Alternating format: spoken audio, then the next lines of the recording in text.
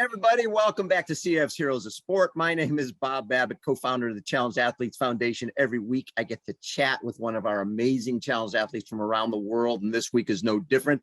We get to chat with Mr. Terrance Pope, who's got a book that's coming out called "Sitting Down Was the Tallest I Ever Stood," from MOB to MOG, and joining us along with Mr. Terrance Pope, who is a power lifter, by the way, is another guy who knows a little bit about powerlifting. He also knows a little bit about ultra endurance. He is the best-selling author of Can't Hurt Me. Mr. David Goggins joins us as well. Terrance, let's start with you, sir. Talk a little bit about your growing up. So I grew up in a verbal and abusive home. You know, I had a father who was very verbally abusive, a mom who was a dad who was physically abusive, mom who was verbally abusive. I was in the special education class as early as second grade.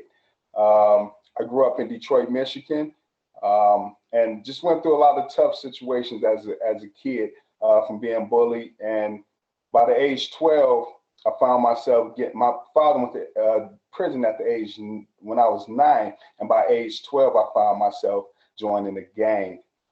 And yeah, you were in a gang at the age of 12. At the age of 12, I was in a gang, yes. And your brother, with your other family members, were also gang members? Yes, my brother was a gang member then and still is a gang member now. Wow. Yeah. And David, I see you can sort of relate, right? You had a tough family upbringing as well. Your dad was abusive. Your mom was the person trying to save you. But when you listen to Terrance's story, some of it has to resonate for you. Yeah, a lot of it does, man. I mean, but shoot, man, being so young, being in a gang, that's no joke, man. That's next level. Yeah. You know what? I talk about it a lot. So I also go around and I do speaking engagements. I talk about causes and effects. And, you know, after my father went to prison, that's what typically happens is we become subjected to the environment that we're around. And unfortunately, mine was gang affiliated. So it was it was like kind of like the norm at that age to get involved in a gang. And if you wasn't into a gang, if you didn't get into a gang, you was like a nobody. Yeah. Wow. Yeah. Wow. So when you were 21, talk about what happened. You ended up getting shot 7 times. Yeah. So because of the decision that I made at 12 years old, it would later be an effect at 21. You see how those numbers play, 12 and 21? And I was shot 7 times in Detroit, Michigan because of a decision that I made when I was 12 to join the gang. So I was shot 4 in my back, 4 times in the back, 3 times in the leg. And I am currently in a wheelchair now.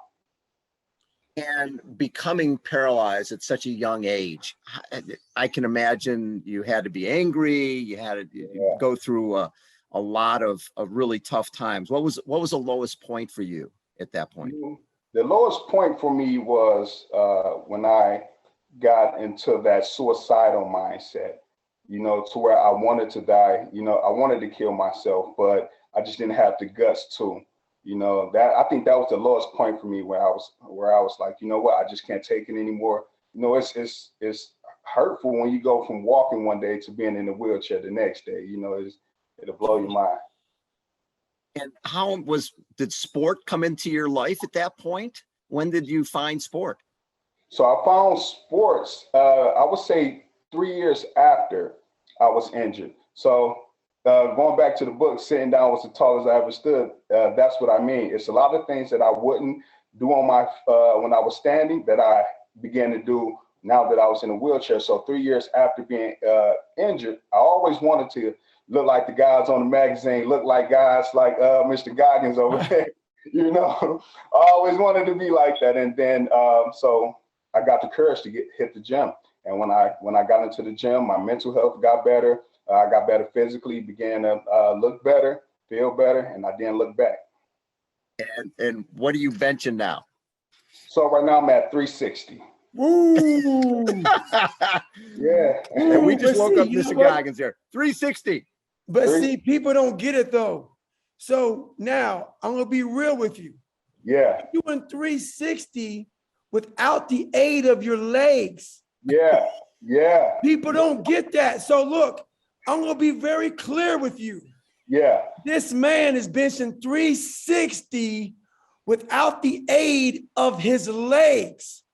Yeah. And for those of you who don't bench, you don't have any clue what benching is, because you use your legs as a brace. Your legs brace you, your legs tuck you in. So you're doing 360 just with your chest. Yeah. Yeah. And your abdominals. Yeah. That is legit. So basically, for those of you out there who are just novice lifters, that's about 550 to 560 if he had his legs. Yeah, absolutely. So we got to be clear with that. We got to be very clear. 360 is 550 with legs. Yeah. That's unbelievable. One of the reasons I wanted to bring David in on this is I knew he would appreciate, because I can look at the numbers, but David understands the numbers. This is a guy, ultra marathon. I mean, Terrance, this is a guy who decided, you know what? I want to do the toughest thing in the world, not because I'm going to enjoy the training for it, because I hate every step of it, but I'm going to go do this thing called Badwater. But to qualify for this 135-mile run across Death Valley, I got to run 100 miles in under 24 hours. And I'm going to run 1 mile loops. And I'm weighing, what, 250, 260 at the time? Yeah, around there. Yeah, broke every bone in both feet, eating wheat thins and Myoplex because he doesn't know what to do. And ends up going to Badwater and finishes 5th after, basically breaking every bone in his foot, but realized when he wrote his book that most people, the 40% rule, people don't get nearly 100% out of themselves. And Dave, when you look at a guy like this, who's got every reason to say, screw it, life is over, and goes, I'm going to become a power lifter now. Insane. Right? It's totally different game. But see, what people don't get also is the mindset. This man, like, it's truly incredible. It's truly incredible. Incredible story. Yeah, I believe in defying the odds. I was telling the guy yesterday that we set our limitations. We set it. The only limitations that we have is the ones that we set on ourselves, and I don't believe that I have any. Until I hit that wall or that glass ceiling, I'm gonna keep going. I love it. Yeah. David, when did you realize that there was more there in David Goggins than maybe you knew before? Well, it was probably around 24 years old when the whole journey really started for me. I was about 300 pounds, as you know, Bob. I was, fat, eating donuts and cupcakes and spraying for cockroaches. And just like you, my man, I had all kind of learned disabilities and dysfunction and family trauma. And when you're young and you grow up like that, your brain becomes mush. Yeah. So you don't believe you have any possibility of being great. Yeah. So at 24, I just got tired of my situation and just had a eureka moment, realizing that either I can sit here and be fat and feel sorry for myself, or I can cut my hair and try to grind with some of the best people on the planet. There you go. And in doing so, it changed my whole mindset, because I realized I want to cuss so bad right now, but I'm not going to cuss, Bob. You can. I realized that their asses are just like me. Yeah. And once I realized that, it pissed me off. Because I wasted so much time in the hurt locker, feeling sorry for myself, blaming my mom, my dad, my situation. And I let all these punk ass people think that they were better than me, and they're not. They're not. Yeah. They just came from a better situation, but they're just as jacked up as me. So it's about 24 years old, Bob, and I put my head on my ass and realized I got the right stuff. Yeah. Well, obviously you have the right stuff when you have 4.8 million followers and you follow 0, right? You got the right stuff.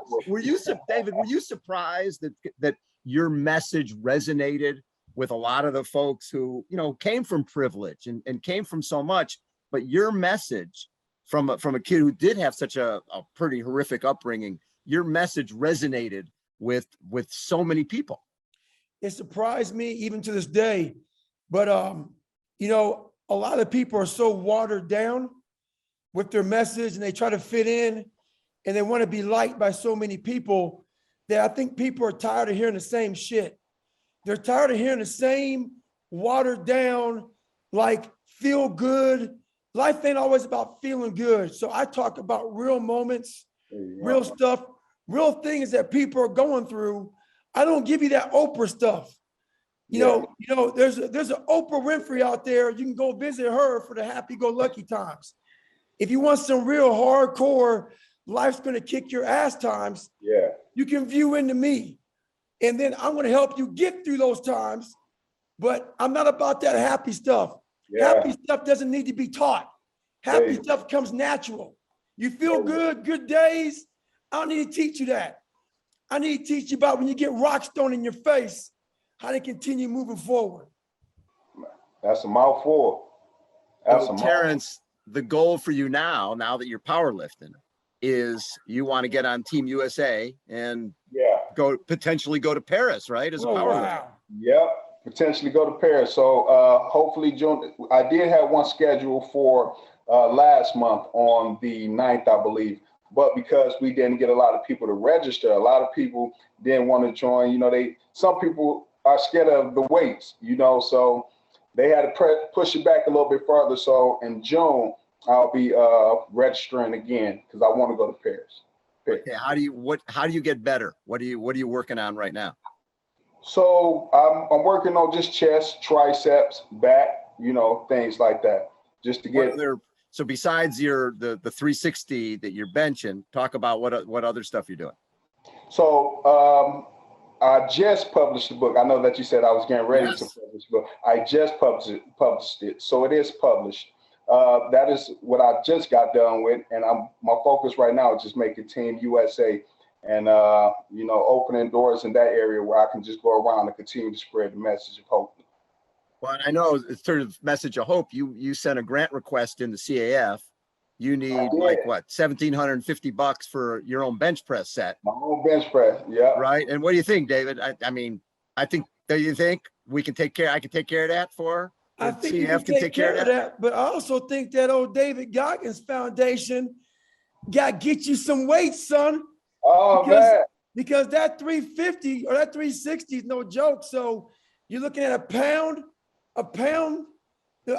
per pound is about what the weights go for. Yeah. So let's get you $500 more. Wow. So 500 more pounds. Wow. So David Goggins will give you $500 more. Yeah, man, I listen, I'm too black to be blushing, man. I'm too black to be blushing. I love it. I love it. And you guys are awesome, man.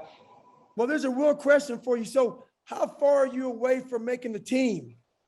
I'm not that far away from making the team. Okay. I believe I only have to, they gave me a short amount of time to bench a certain amount, and I exceeded that because I was grinding. Good. Grinding. Good. Yeah. Well, what's a typical training day for you, Terrance? What do you do on a daily basis? Typical training day, Monday is chest and triceps, and I do Wednesday back, biceps. Thursday, I get in with the core. You have to have that core strong, you know, to be benching that kind of weight. So just Monday, Wednesdays, and Thursdays, and then I will be start benching again Saturday. So I'm going to start benching twice out of the week. But when they gave me that set amount of time, I was doing 3 days out the week. Like I have to make this team. So I started doing 3 days. I went back down to 1, and I'm going back up to 2. That's amazing. That's pretty amazing. Impressive, right, David? 360, man, without the use of your legs, people don't even have a clue what that is, man. That is so much strength. Yeah. So much strength. Yeah. David, how do you balance with the ultra stuff you do? And then, you know, obviously when you were doing your pull-up, you're trying to set the world record for pull-ups. How do you balance all that? Because endurance and strength don't necessarily go together. They don't go together at all. And that's the reason. Which is probably what you like. That's exactly why I liked it. Because, you know, like back when I was 300 pounds, I would go to the gym and I would see these little skinny dudes on the treadmill running. And we used to have words for them skinny dudes that ran. Yeah. You know, we used to make fun of them, but I'm not going to say the words now because it's not kind. So I didn't want to be one of those guys who just ran. So I Yeah. want to be a guy that can go out and run 100 miles. And then tomorrow, after 100 miles, go to the gym, my boy right here, and Yeah. throw that's 360. Yeah. So what I did was I ate a lot of food. So the calories I burn, most runners want to be as skinny as possible. Yeah. If I burn 2,000 calories running, I make sure I put in at least 2,300 calories when I get home. Yep. So I'm not trying to lose weight. So I found a weight that is my fighting weight. My fighting weight's about 190, where I can still jack heavy weight and still run long distance. Yeah. So I keep that nice and balanced. David, what do you have? You have any events coming up? Well, I am now in the process of training for the Ram in 2023. Ah, race just across did a- America. Yeah, I just did a 444-mile bike ride in October. Natchez, it's called Natchez Trace. I got second place in that. But what people don't know though, Bob, is that 3 months before that race, I had to get my leg broken because my left leg was all messed up. Wow. Plates and screws all in my leg. What? It's about a 12-month healing process. Whoa. And 3 months after that leg break and all the screws and stuff, I biked 444 miles, got second place. Wow. 8 months later, which is right now, I'm 8 months out of surgery, just ran 24 miles in that thing. Whoa. And boy, I'm so fired up. I want to cuss my ass off, but I'm not going to. I want to say nothing but MFs and Fs because I get fired up by getting set back. Set me back. I'm going to come back stronger. Keep on effing with me. Keep on effing with me. Keep on effing with me. Keep on. I'm going to keep on coming back better. You always do. I call that a slingshot mentality. That's it. Yep. Keep effing with me. Yep.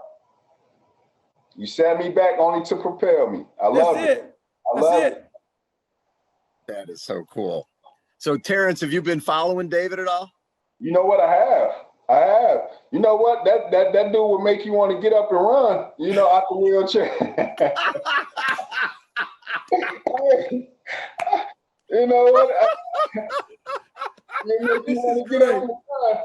You know, and I said when I get a chance to talk to him, I was going to challenge him to a foot race. You know, I love it. But yeah, I do follow you, man. I am inspired by you. You know, I just love your mentality. I love your energy. You know, and you may not know it, but you're like you know this, but you are touching a lot of lives. Those people who feel like giving up, who feel like committing suicide. You know, it's people like you that keep us going, keep us pushing. Guys like me in wheelchairs. To where I seen a letter it was a joke, but I seen you posted about the guy telling you about his son. You know, but listen. It's a joke, but that is that kid inside of all of us. You know, when we hear you speaking, we hear you and say what you say, we all stand up and feel like we can do this, you know, and make us want to overreact like that. So I appreciate you, Terrance. What's that story, David? I don't think I know that one. Yeah, it's crazy. What, somebody sent you a letter? Yeah, so basically somebody it was supposed to be a joke. Right. But like, you know, it really wasn't. He was talking about his kid. He's talking about how his kid was following me and I was making this kid like an animal. I was making this kid a straight up savage. And he said, you know, sleeping on the bed is soft. So I sleep on the hardwood floors. I mean, he took it to a whole nother level about, you know, about his mindset. It's quite funny. If you go on my Instagram, you'll find it. Yeah. It's a long letter from this kid. Or from his dad, but it's funny. That is hilarious. Yeah. That is very cool. Hey, well, Terrance, we want to make sure that, you know, David's like, nothing should be a limit to what you want to accomplish in life. Yes, sir. And if it's not having the equipment you need, that's what Challenge Athletes Foundation is here for. So you will be receiving the bench press equipment that you need. And we're very excited to have you part of the CAF family. Yes. Thank you. I appreciate you. I appreciate you both. This means a lot to me and my family. Well, Great. thank And you. if you decide to bring David and I to Paris with you to Let's watch do the Paralympics, You I ain't think lying. we'll take some French classes. I think There you David go. Goggins can be translated into French. 100%. I love to hear that. There's only a few words that have to be translated. So, you know, it's just F and MF and we'll be good to go. Now that being said, are you allowed to use a bench press shirt? Can you use like the shirts for bench pressing? No, not in competition, but I can use it as I'm training. Okay. Is there anything else that you need? Supplementation? What else do you need? Yeah. What else you need there, Terrance? Y'all spoiling me now, man. I supplements. I do need supplements and just the equipment. Okay. So what we'll do is we'll give you an extra $500 for the supplementation. So we'll send you 1,000 from David Goggins. Thank you. Oh, we go. Okay. Yes, sir. So we get you supplements. So what you taking? So we taking protein? What else you taking? I'm taking protein right now. I'm taking what is that? I can't think of it. You just caught me off guard. Creatine. You taking creatine? No creatine. I can't take creatine right now. I'm taking the plant-based protein. It has to be all organic Right. for me, and even the pre-workouts. Yeah, Okay. pre-workouts. Okay. So, Well, hey man, we're gonna send Bob. So Bob, do we send you the money to send to Terrance? Sure. That's fine. We'll Okay. get it to Terrance. Yep. Not a problem. man, Hey, thank you both. I love getting two power lifters together and Yeah. sitting on the side and listening to you guys talk story of 360 and what that means when Yeah, somebody's in a wheelchair, because it is a different gig whatsoever. Totally. Totally. Love it. Hey guys, thank you so much. Terrance, congratulations. Awesome to have you part of the CA family. David, always appreciate when you pop up on my screen and spend some time with us, because I know how busy you are. You're a crazy man. Thank you Yes, so much sir. for all your support. Appreciate you both, man. Kick ass out there, brother. Yeah, you All too. right. Thanks, everybody. Again, CAF Heroes of Sport. Our newest grantee, Mr. Terrance Pope. His book is coming out. His book is out. Go get it now. Thanks, you guys. Get him, boy. Get him. Let's go. Yes, sir.